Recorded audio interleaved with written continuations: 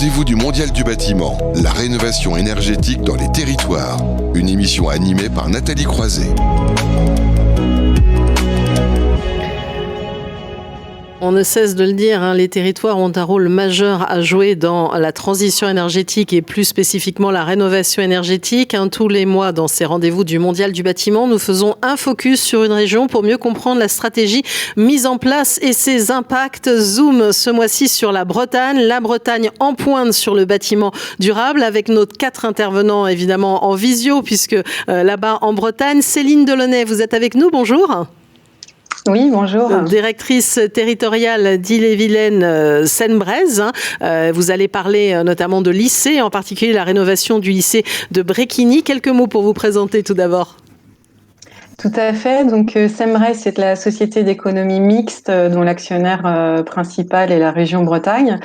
Voilà, Seine-Bréz intervient pour les territoires et en particulier pour la région Bretagne dans le cadre d'un mandat de maîtrise d'ouvrage. Merci à vous. Et donc, vous allez nous parler de lycée tout à l'heure avec un exemple très concret. Rémi Baucher, bonjour. Bonjour. Chef de projet du réseau Breton Bâtiment Durable. De la même façon, quelques mots pour présenter ce réseau Breton Bâtiment Durable. Oui, alors c'est un réseau de professionnels de la construction et de la rénovation durable en région Bretagne. On est aussi un centre de ressources techniques.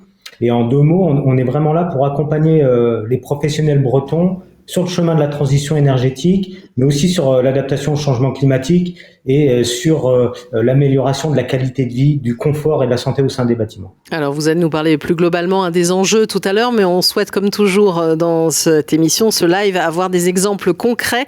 Ça va être le cas avec Thomas Bonin, bonjour, qui est architecte au cabinet 15 Architecture. Vous allez nous donner un retour d'expérience sur une maison individuelle à Montgermont en Ille-et-Vilaine. Alors, vous allez voir, on va parler beaucoup d'Ille-et-Vilaine.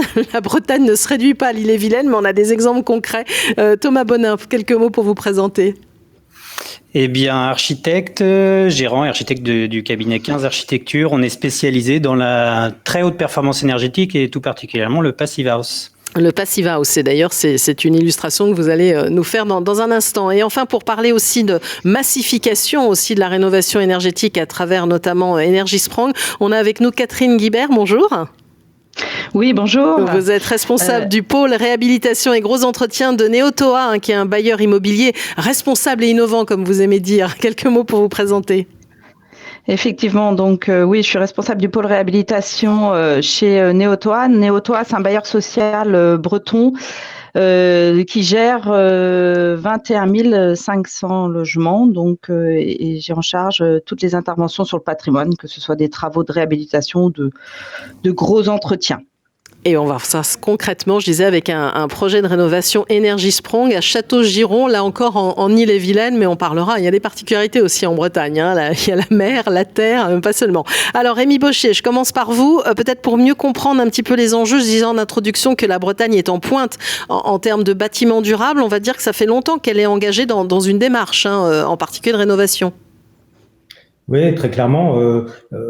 Pour preuve, le réseau Breton Bâtiment Durable, qui est une initiative qui est née des pouvoirs publics en région, va bientôt fêter ses 10 ans. Et quand il a vu le jour, il s'agissait déjà à l'époque de faire la synthèse de tout ce qui était porté par les uns et les autres sur le territoire. Voilà, c'est un territoire qui a vu naître un certain nombre d'initiatives très engagées, parfois militantes, et qui aujourd'hui convergent toutes vers les enjeux majeurs que l'on cherche à résoudre. J'en parlais dans mon mot de présentation.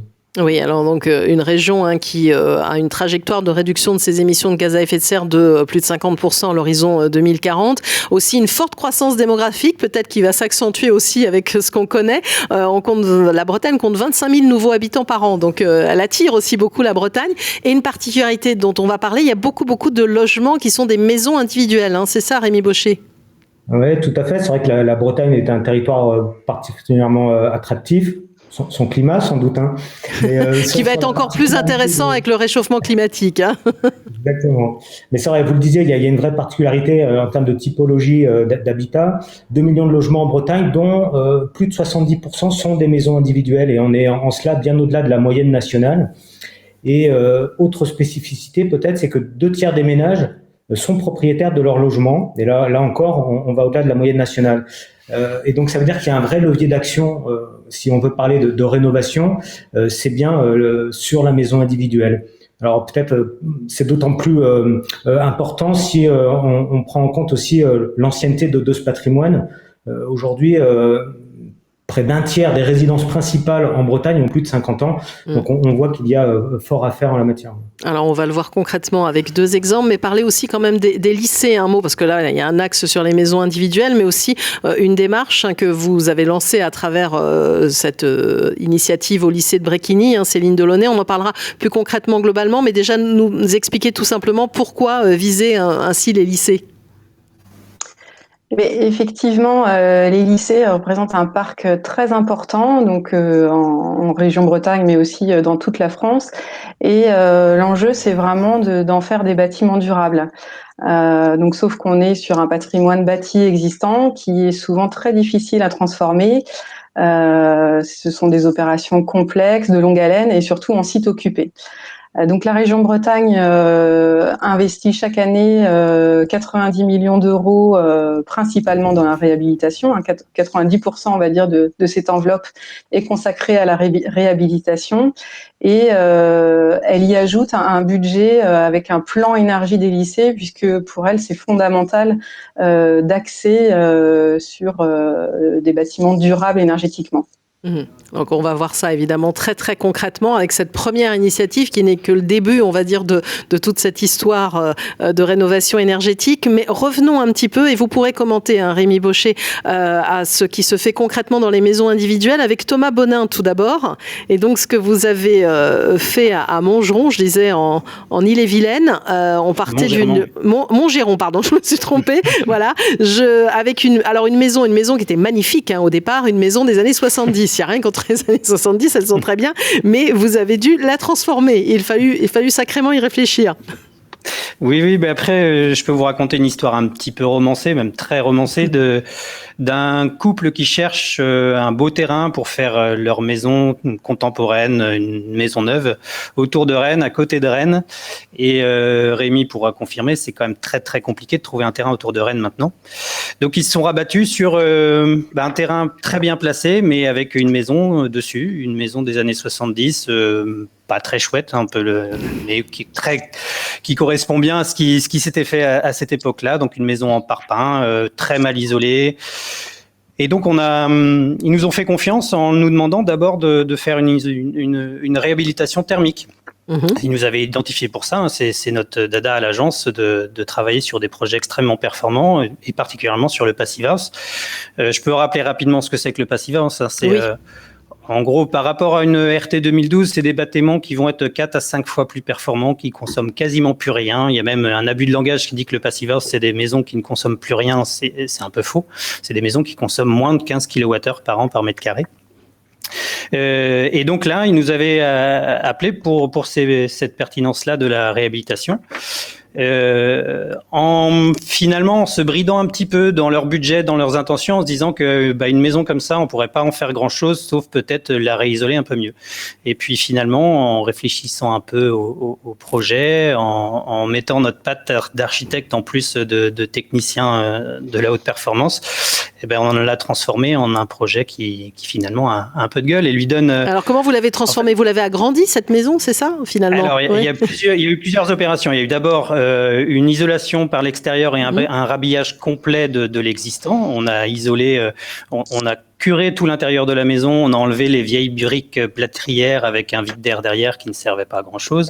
Et on a tout isolé par l'extérieur avec de la ouate de cellulose, une contre-ossature bois et un bardage en ardoise noire. Donc on a fait un monolithe noir sur l'existant et à ce monolithe noir on a fait une petite jonction avec une verrière triple vitrage qui vient faire un joint creux entre une extension qui est un espèce de monolithe reprenant en plus petit la forme de la maison existante mais elle bardée tout en bois. Donc toute cette opération a été déjà on a donné une belle seconde vie à cette maison un peu ancrée dans les années 70 et là qui vient maintenant revivre pour j'espère une bonne centaine d'années. Et on l'a réhabilité thermiquement, c'est-à-dire qu'on a divisé par, je ne sais pas, 8 ou 10 ses consommations énergétiques initiales. Donc un coût supplémentaire, j'imagine, au départ, mais au bout du compte, il s'y retrouve financièrement, votre couple qui cherchait à construire sa maison. Plus rien. Il ne consomme plus rien. Donc en fait, moi je trouve que cette maison qui est assez emblématique, qui a été pas mal publiée parce qu'elle a fait un petit peu de bruit. Voilà, le parc breton français est vieillissant, peuplé de passoires thermiques avec un confort et une salubrité qui est très très perfectible. Et finalement, ce projet-là, moi je trouve qu'il met le doigt sur les enjeux de la rénovation qui sont multiples. C'est consommer moins en réhabilitant plus, en construisant moins, parce que finalement l'acte de construire du neuf consomme énormément d'énergie et dégage énormément de CO2. Donc là, on a un parc vieillissant qui consomme beaucoup, il faut le réhabiliter. C'est consommer moins aussi en réhabilitant mieux, en réhabilitant plus performant. Et réhabiliter mieux, avec des archis de préférence, pour donner une seconde vie architecturale au bâtiment. Et après, réhabiliter performant avec des matériaux sains et pour apporter beaucoup plus de confort, beaucoup moins de consommation dans ces bâtiments. Moi, il y a une image que je vois très très régulièrement en baladant en campagne autour de Rennes. C'est ces pignons de maisons des années 70 où on voit après un temps un peu froid en hiver et un petit peu de pluie, on voit la trace des parpaings à travers l'enduit. Et ça, c'est extrêmement significatif de bâtiments qui sont très très mal isolés, qui ont une étanchéité à l'air inexistante et qui sont en train de chauffer le jardin plutôt que leur maison. Oui. Alors Rémi Baucher, vous avez un commentaire à cette maison un peu emblématique, on va dire, dont parlait Thomas Bonin? Oui, alors c'est tout à fait révélateur d'une dynamique qu'on a observée en région autour de la conception et de la rénovation passive. Et peut-être juste préciser que, et Thomas en est un membre très actif de ce réseau, voilà, il y a beaucoup de réflexions qui sont portées par ces acteurs qui sont des architectes, des bureaux d'études, mais aussi des maîtres d'ouvrage ou des acteurs des filières matériaux pour essayer de dynamiser ce mode constructif à la fois en construction neuve et en rénovation. Alors, autre sujet, puisqu'on parle de massification, c'est Energy Sprong. Peut-être quelques mots pour rappeler ce qu'est cette initiative qui nous vient, si je ne m'abuse, des pays du Nord. Et là aussi, et on va en parler avec Catherine Guibert et ce qu'elle a mis en place, il y a une vraie volonté d'accélérer cette rénovation par ce biais-là, Rémi Baucher? Ouais, complètement. Alors, Energy Sprong, en effet, ça nous vient des Pays-Bas. C'est une démarche c'est une vision des choses qui est assez nouvelle et qui consiste à dire que plutôt que de rénover de façon un peu récurrente tous les 10, 15, 20 ans un bâtiment, on pourrait avoir une ambition beaucoup plus grande tout de suite et atteindre un niveau de performance énergétique extrêmement élevé, c'est-à-dire passer ce que Thomas pouvait appeler tout à l'heure une passoire énergétique ou un bâtiment un peu standard aujourd'hui à un bâtiment qui ne va plus consommer du tout d'énergie, voire qui va en produire grâce aux énergies renouvelables. Donc c'est de passer un gap extrêmement important. Donc là, il s'agit pour cela de relever des enjeux assez forts à la fois techniquement et économiquement pour arriver à monter ces projets-là.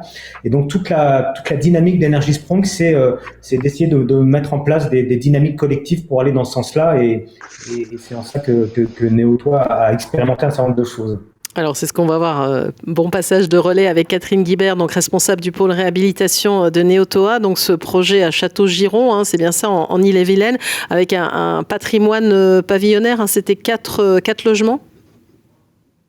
Voilà, ces 4 logements sur lesquels nous avons testé cette méthode, cette démarche Energy Sprong.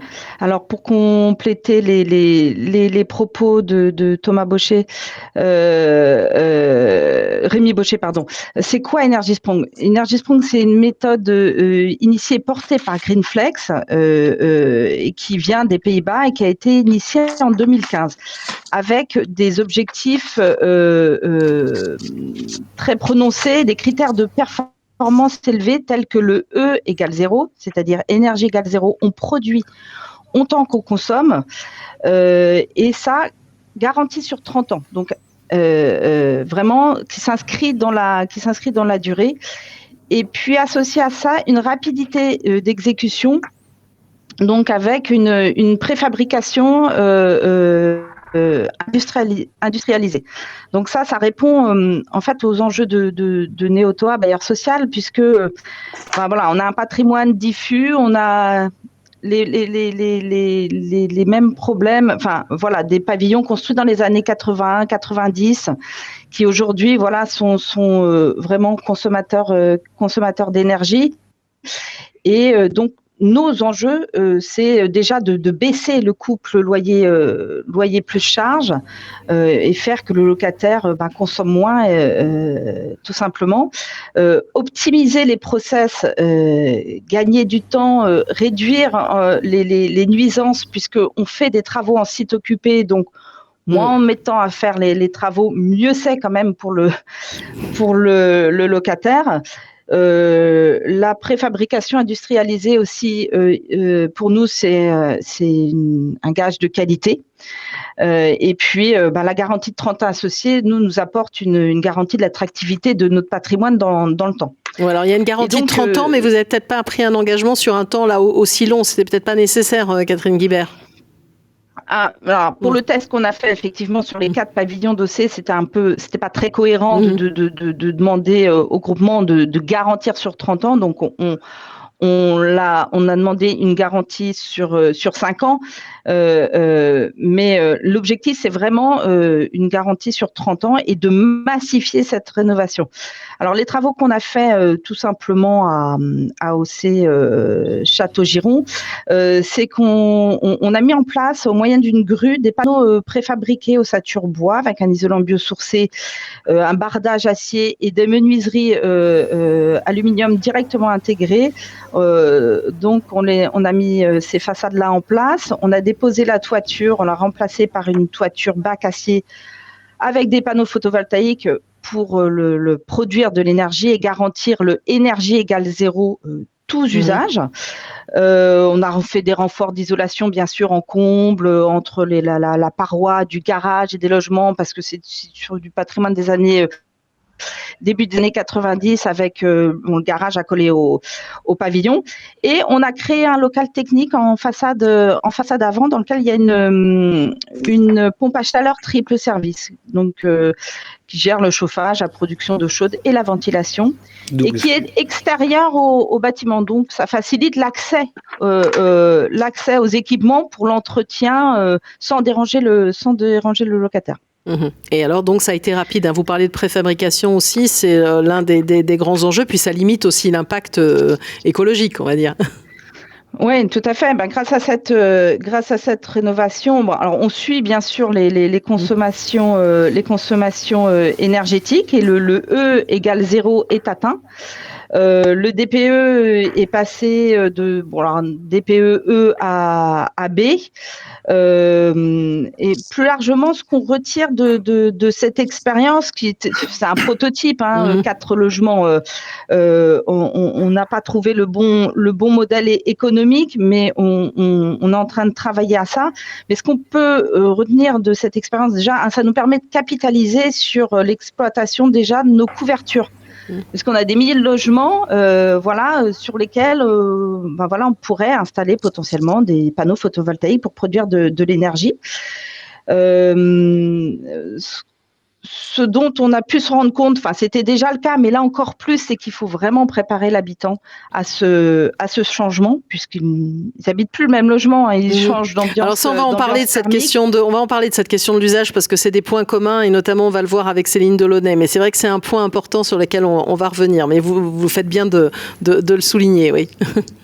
Oui, effectivement, ils ont eu besoin d'un temps d'adaptation, et puis parce qu'ils chauffaient pas leur logement de la même façon avant qu'après la réhabilitation. Ils faisaient plus frais dans les pièces de nuit et bien meilleur dans les pièces de jour. Et là, en fait, ils se retrouvent dans un logement chauffé de façon homogène, donc ça les a perturbés un petit peu au départ. Et puis, mais ils se sont acclimatés. Finalement. Et puis, c'est surtout qu'ils ont apprécié aussi le confort d'été, la fraîcheur dès le premier été de leur logement qui, du coup, montait beaucoup moins en température. Alors, j'avais une question. Pourquoi vous dites que vous n'avez pas trouvé le modèle économique, et on pourra faire réagir aussi Rémi Baucher à cet aspect-là? Voilà, Energisprong, ça repose sur l'industrialisation, une préfabrication industrialisée. Donc, les filières doivent se créer. Avec le recul, c'était évident que pour 4 logements, on n'allait pas pouvoir trouver le bon modèle économique et équilibrer l'opération. Et à ce titre-là, ça passe forcément par la massification, en fait. Et donc, à ce titre-là, on a rejoint un groupement qui a été formé au départ par les bailleurs des Pays de Loire qui nous ont accueillis, nous Bretons. Et donc, on a constitué un pôle de 2000 logements donc dans lequel nous, on a apporté une centaine de logements. Donc pour que les filières puissent se développer et pour qu'on puisse trouver le modèle économique parce qu'on y croit techniquement ça marche. Maintenant il faut vraiment créer les filières. Alors justement, créer les filières, peut-être faire réagir Rémi Baucher, cette idée de massification. On voit que, évidemment, là, un projet qui est une sorte de prototype de test, que finalement Neotoa s'associe avec des bailleurs de Pays de Loire pour accélérer le mouvement. Oui, complètement. Il y a vraiment une nécessité de massifier pour atteindre une économie d'échelle qui fera que ça sera viable. Et donc, il y a une dynamique en effet, qui vient d'être évoquée, qui a vu le jour en Pays de la Loire et dans d'autres régions. Et cette dynamique, elle est en train de se mettre en place également en Bretagne, autour donc du dispositif Energisprong. Et donc, on travaille en ce moment avec l'Aro Habitat Bretagne, avec Atlanson, qui est l'animateur des filières solaires, et puis l'association Bretagne Éco-Entreprise, en partenariat avec les organisations professionnelles, FFB Bretagne, CAPEB, l'Ordre des architectes, les filières biosourcées, enfin voilà, avec tout un panel d'acteurs pour accompagner cette dynamique à l'échelle du territoire breton et trouver les solutions pour permettre quelque part d'atteindre ces objectifs du réalisme économique qui s'impose pour que ça puisse se déployer beaucoup plus largement. Donc ça, c'était plutôt pour l'aspect des maisons individuelles importantes, on l'a entendu en Bretagne. On va parler à présent des lycées et retrouver Céline Delaunay, donc directrice territoriale ille-et-vilaine de Sembrez. Donc la région et Sembrez ont lancé un marché global de performance. C'est un des points importants dont on va parler pour cette vaste rénovation du lycée Bréquigny qui était donc une première. Oui, effectivement. Alors, il y avait déjà eu des opérations un peu plus de moindre importance sur l'Orient, notamment au lycée Colbert. Et là, l'objectif, c'était vraiment de massifier, encore une fois, d'être dans une approche globale et audacieuse. C'est quand même le troisième plus grand lycée de France, aussi. C'est important à souligner. Oui, tout à fait. Alors, le plus grand breton, donc c'est aussi assez emblématique. Et puis, c'est un lycée un peu hors du commun, à la fois par sa taille, mais aussi par son histoire. Il a été construit après-guerre, dans une époque où il fallait reconstruire rapidement la Bretagne, donc par Louis Arretsch, urbaniste d'État. Et donc, le lycée accueille aujourd'hui 3000 élèves, 4000 personnels, et il occupe un parc arboré, 20 hectares.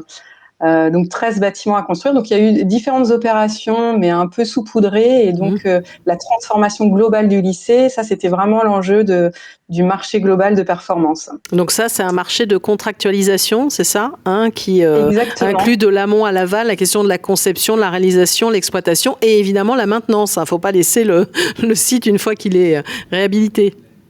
Exactement. Donc là, c'était une vraie innovation puisque pour la première fois, la région Bretagne a contractualisé différemment et a choisi un groupement pluridisciplinaire sur la mesure du coût global de l'opération sur un cycle de vie de 20 ans et pas uniquement sur le coût de l'opération. Donc effectivement, il y a la conception dans ce contrat, la réalisation et l'exploitation sur 6 années d'exploitation. Et le fait d'inclure ce volet d'exploitation, ça favorise la performance des équipements qui vont être retenus, le choix de matériaux pérennes, et puis le groupement est vraiment responsable et engagé sur les résultats des performances énergétiques.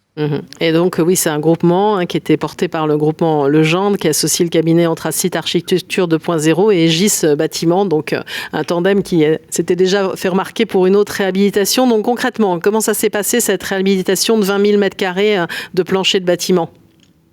Alors, donc la réhabilitation, l'opération, elle concernait la rénovation énergétique des 3 plus grands bâtiments du site et leur mise en accessibilité, la construction d'un nouveau restaurant, puisque l'enjeu c'était aussi de faire revenir les lycéens qui sont beaucoup partis dans les restaurations rapides autour du lycée, puisque le restaurant était désuet.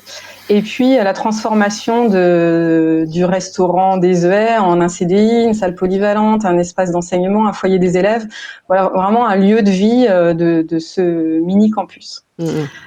Donc sur la rénovation des 3 grands bâtiments, ça a consisté à remplacer, à changer les façades sur une superficie de 7 000 m². Donc c'est assez colossal, ça représente 900 menuiseries. Et donc l'engagement du groupement, c'était de réduire les consommations énergétiques de 75%, améliorer le confort d'usage, d'accueil, le confort d'été et le confort d'hiver, puisque les lycéens souffraient des surchauffes l'été et puis de froid en hiver. Voilà, l'objectif aussi, c'était que les usagers soient en sécurité. On avait aussi beaucoup de fenêtres qui tombaient, donc on était vraiment dans un cadre difficile. Et puis aussi la modernité du cadre d'études, et qui passe là par l'enveloppe et les nouvelles façades qui apportent une nouvelle image au bâtiment, tout en conservant ou en respectant l'architecture d'origine. Donc, on va valoriser les trames de façade, les mots des natures, le relief. On essaie d'intervenir de manière non intrusive. Alors, vous avez mélangé aussi les matériaux. Il y a eu des murs à ossature bois. Vous avez parfois aussi privilégié le zinc, l'acier, par exemple, en façade, c'est ça ? Il y a un peu de mixité. Voilà. Alors, exactement. Donc ça, c'était au choix du groupement, puisqu'il est assez libre finalement pour atteindre les objectifs de performance. Donc c'est lui qui a fait ses choix de façade, mais au travers d'un concours. Donc la commission, le jury a choisi le projet qui lui plaisait le mieux sur l'ensemble des critères. Donc effectivement, on est sur une ossature bois et un bardage zinc. Et puis les façades sont changées sur une technique un peu Lego, avec beaucoup de préfabrication en atelier. Et puis pour que ce soit le moins intrusif sur site, donc une pose par l'extérieur et puis ensuite une dépose par l'intérieur de l'ancienne façade, tout en ne neutralisant que maximum 4 salles de classe en simultané. Et oui, là, c'est ce qui est intéressant, c'était la notion, il y a un site occupé aussi, puis maintenant aussi vous suivez de près les usages. Il y a un sociologue aussi qui est lancé dans cette aventure, Céline Delaunay. Oui, tout à fait, parce que l'objectif, c'est aussi un objectif pédagogique avec l'ensemble de la communauté éducative et des lycéens.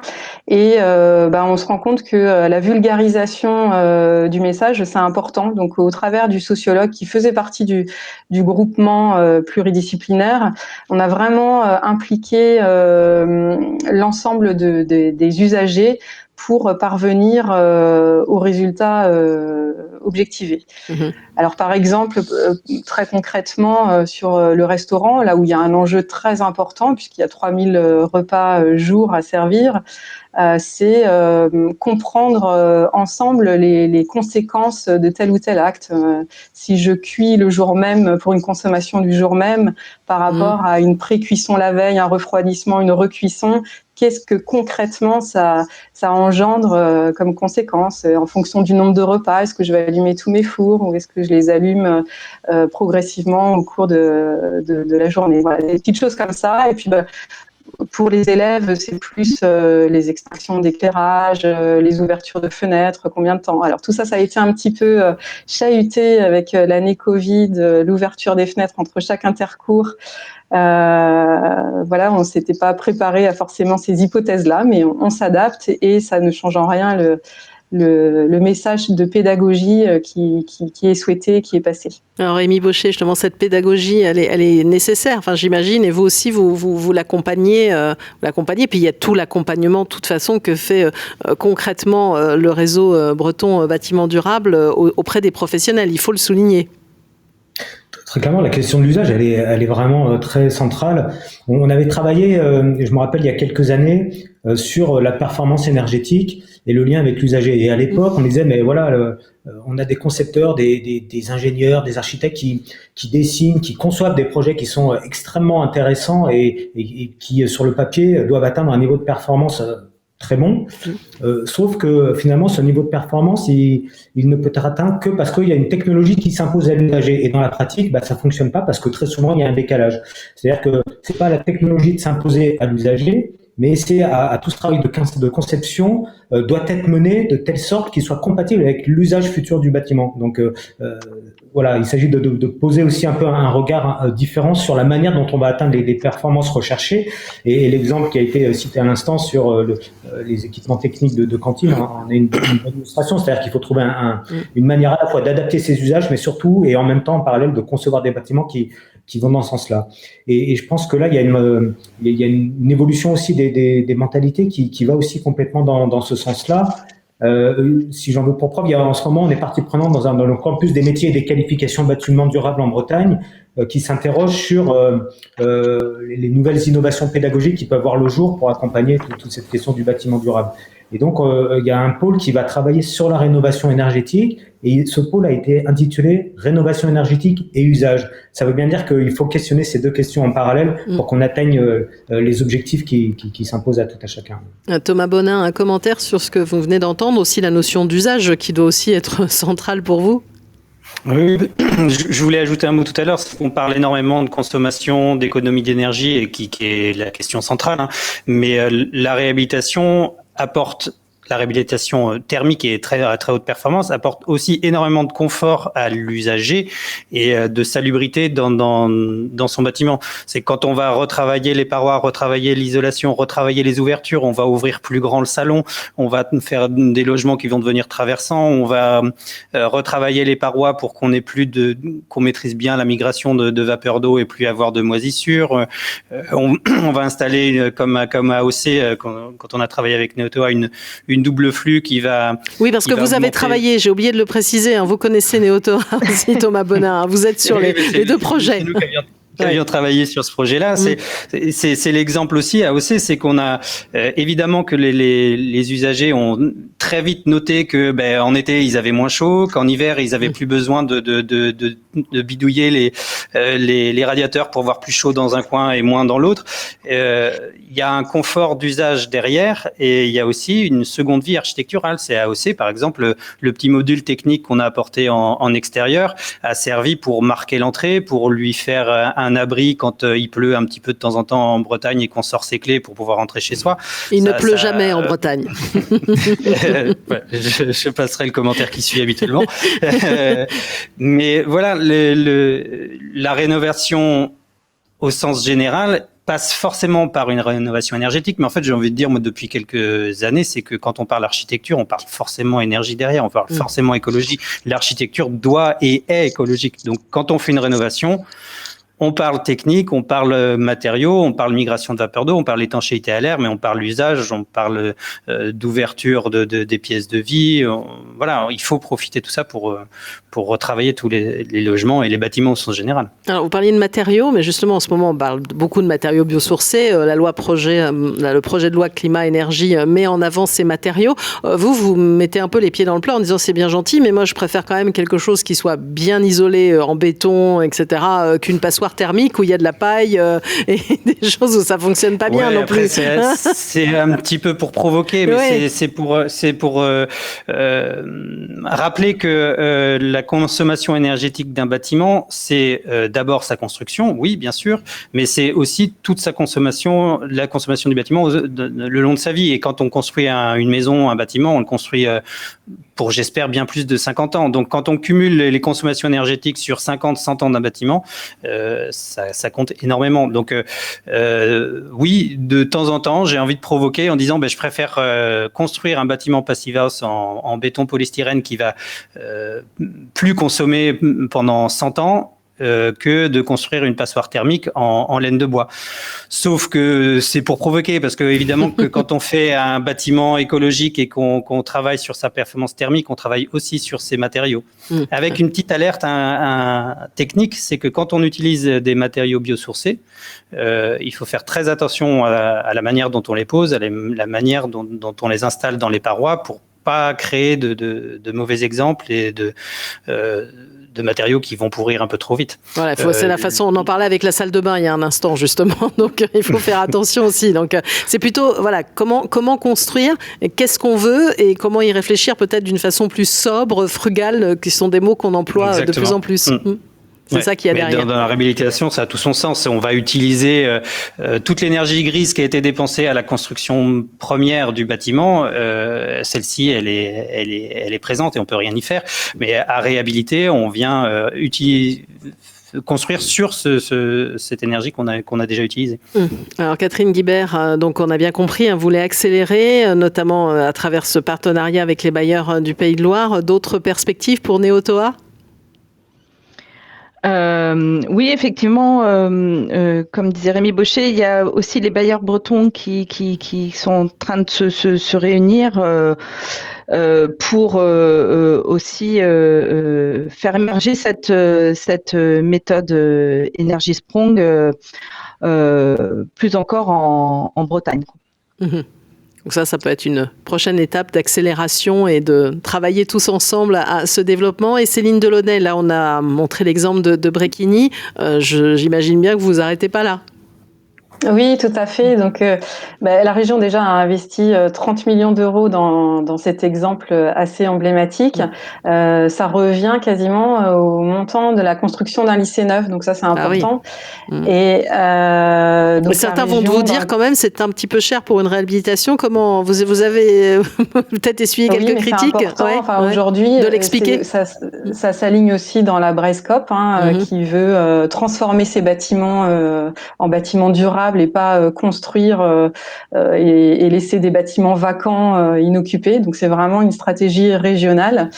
Et donc aujourd'hui, ça a fait des petits, puisqu'il y a des nouvelles perspectives au lycée Amiral Renard à Brest, Jean-Marie Lebris à Douarnenez, Jean Guéhenno à Vannes, qui avait été aussi mené en parallèle. Voilà, on ne parle pas que d'Ille-et-Vilaine avec vous, c'est bien, on est en train de balayer autre chose dans la région. Ouais.